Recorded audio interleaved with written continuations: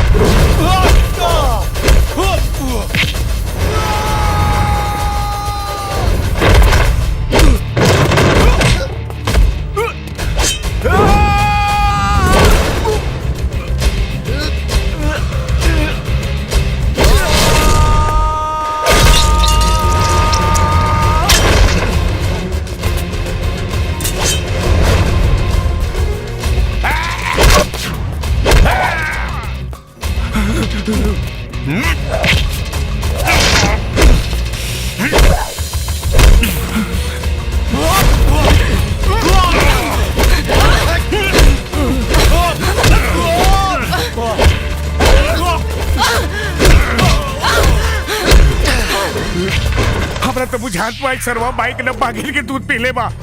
देखे भाग चली जान बची ते ललन बाबू। अरे जान बची तो लाखों पाइप डुबुक्की मार के चली।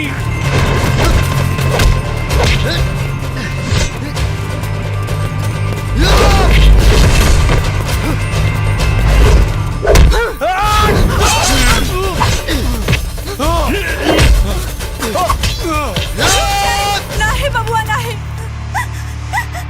हमरा सुहाग के छोड़ दा बबुआ। हमरा के विधवा मत बनावा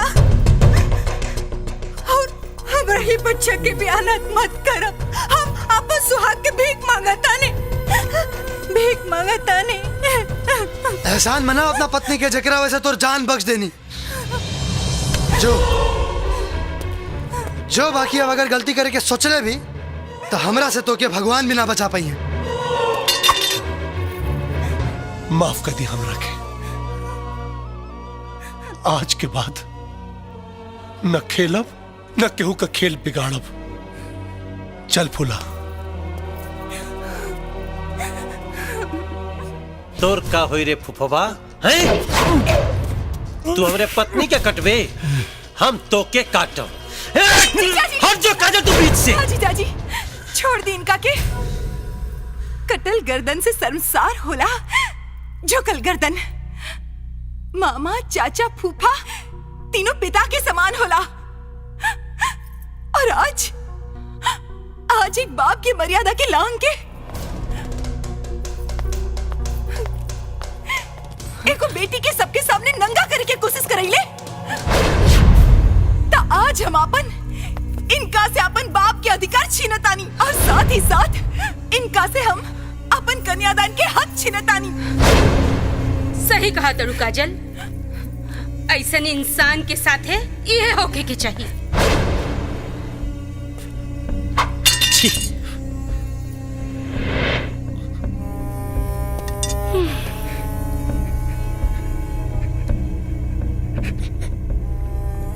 हमरा के जान से मार दी धवन जी। हमरा के मत छोड़ी। आज बहुत बड़ा गलती हो गई हमरा से। देखी वैसे भी एक बाप के खातिर मौत से बदतर होला एक बेटी के कन्यादान करे से वंचित कइल। हम जिए के नहीं की चाहत, जीवन चाहिए हमरा के। मार दिया हमरा। काजल माफ कर दे इनकी। कहे कि प्रायश्चित के आंसू इंसान के पाप धो देला। हाँ राहुल, माफ कर दो फूफा जी के। अब हाथ मत जोड़ो, फूफा हुआ। चलो। अंत भला तो सब भला। ए बाबू, माफ कर देन करा के, माफ कर दे। जब भैया और भौजी माफ कर देले तो हमनियों के माफ कर देता नहीं जा। राहुल वो सब तो ठीक बा। बाकी राहुल और काजल के फेरा कब पड़ी? जब भौजी के गोद भरी। हाँ तो भर चुकल। अरे न राहुल अकेले छोड़ी है न गोद भरी है। खबरदार, ये कुंडी खटखटेले भी ना घर में घुस लता। लो, जब कोई पाबंदी नहीं है दिल लगाने से, तो राहुल को क्या मतलब है कुंडी खटखटाने से? अरे भौजी